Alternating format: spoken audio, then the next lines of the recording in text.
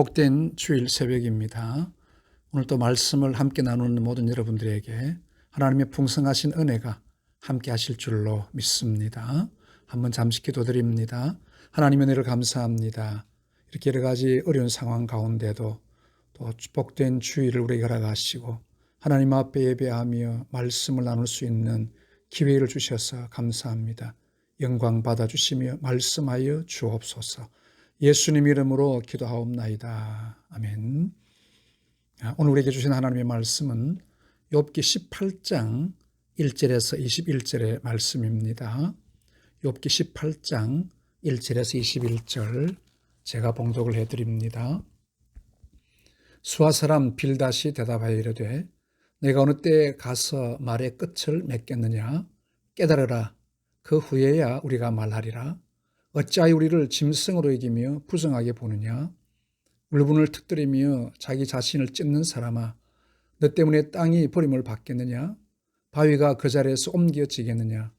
악인의 빛은 꺼지고 그의 불꽃은 빛나지 않을 것이요 그의 장막 안의 빛은 어두워지고 그 위에 등불은 꺼질 것이요 그의 활기찬 걸음이 피곤하여지고 그가 마련한 꾀에 스스로 빠질 것이니 이는 그의 발이 그물에 빠지고 올가미에 걸려들며 그의 발 뒤꿈치는 덫에 치이고 그의 몸은 올무에 얽힐 것이며 그를 잡을 덫이 땅에 숨겨져 있고 그를 빠뜨릴 함정이 길목에 있으며 무서운 것이 사방에서 그를 놀라게 하고 그 뒤를 쫓아갈 것이며 그의 힘은 기근으로 말미암아 쇠하고 그 곁에는 재앙이 기다릴 것이며 질병이 그의 피부를 삼키리니 곧 사망의 장자가 그의 지체를 먹을 것이며 그가 의지하던 것들이 장막에서 뽑히며 그는 공포의 왕에게로 잡혀가고 그에게 속하지 않는 자가 그의 장막에 거하리니 유황이 그의 처소에 뿌려질 것이며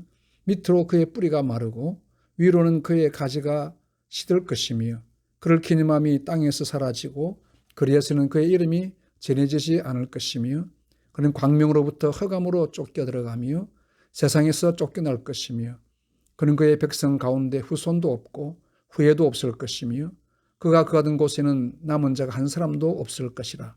그의 운명이 서쪽에서 오는 자와 동쪽에서 오는 자가 깜짝 놀라리라. 참으로 불의한 자의 집이 이러하고 하나님을 알지 못하는 자의 처소도 이러하니라. 아멘. 오늘은 욥의 친구가 욥에게 다시 변론을 하고 있습니다. 그런데 그 변론의 내용이 보면 너무나 무자비합니다. 그래서 오늘 무자비한 권면이라는 제목으로 말씀을 잠깐 나눕니다. 욥이 자신의 결백함을 변론함으로 친구 빌닷이 다시 욥에게 반기를 들고 주장합니다. 욥의 고난은 분명히 하나님의 형벌이라고 말합니다. 하나님은 결코 정의를 굽히지 않는 분이라고 빌닷이 말하고 있습니다. 만일 욥이 계속 자신의 주장을 한다면 하나님의 창조의 질서인 보응의 원리를 거스르는 행위라고 아주 욥에 대해서 압박하고 있습니다.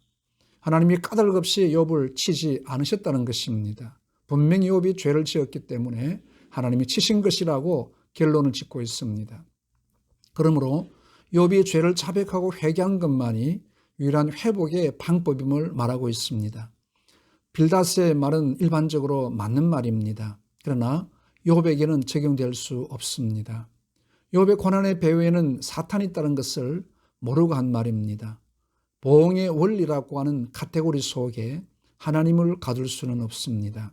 하나님은 모든 것에서 자유하시는 분이십니다. 우리가 아는 짧은 지식 안에 하나님을 다 아는 것처럼 말하는 것은 영적인 교만이 될 수 있습니다. 빌닷은 욥의 태도에 불만을 품고 무자비한 말로 욥을 권면합니다. 만일 욥이 회개하지 아니하면 악인의 겪을 최후가 얼마나 불행한 것인지를 말하고 있습니다. 악인의 빛은 꺼지지 않게 된다. 악인은 빛도 못 보고 사라진다 그 말이죠. 자기 꾀에 넘어가고 덫과 올무에 얽히게 될 것이라. 악인들은 반드시 이런 어려움과 고난이 닥치게 될 것이라고 말하는 것입니다. 이것은 일반적으로 그 당시에 다 알고 있는 또 그렇게 생각하고 있는 부분이기도 합니다. 또 이것은 악인에 대한 하나님의 심판이라고 이야기하고 있습니다. 하나님이 악인에 대해서 반드시 심판하게 됨으로 말미암아 악인들은 덫과 올무에 걸려 넘어질 수밖에 없다는 겁니다. 뿐만 아니라 악인은 재앙을 받을 것이요 죽어가는 사람들에게는 잊혀진 존재가 될 것이라. 아직 그걸 생각지도 않고 남기지 않는 사람이 될 것이라는 말입니다. 또한 욥의 자녀들의 죽음에 대해서도 악인에게는 후손이 없을 것이라. 욥이 10남매가 있었지 않습니까? 얼마나 다복했습니까? 그러나 악인들은 하나님이 그 후손들을 다 없애버릴 것이라고 하는 그 당시에 생각하는 사람들의 생각을 그대로 욥에게 적용시키고 있습니다. 얼마나 욥의 마음이 아프겠습니까? 그러나 빌닷은 욥이 자기 말을 듣고 속히 숨겨진 죄를 회개하여 하나님의 은혜를 받아야 된다고 생각합니다. 그러나 실은 욥이 당한 고난에 말로서 더 마음을 아프게 하고 있습니다. 빌닷의 주장은 맞습니다. 회개하지 않는 악인은 반드시 하나님이 심판하실 것입니다.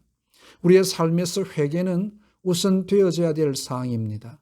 회개하지 않는 영혼은 하나님의 심판이 있습니다. 그러므로 누구든지 죄를 회개해야 하나님의 은혜를 받게 됩니다.